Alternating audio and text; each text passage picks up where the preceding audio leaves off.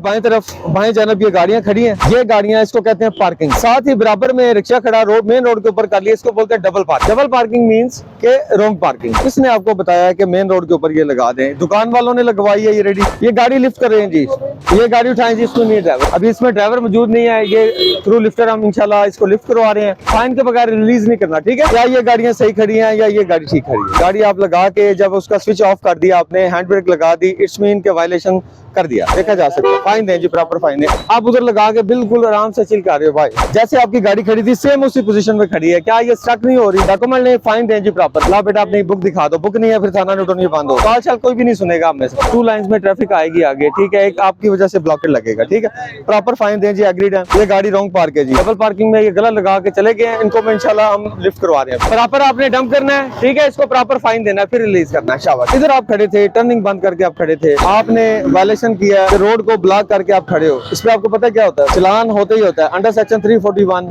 FIR का अंदराज होता है।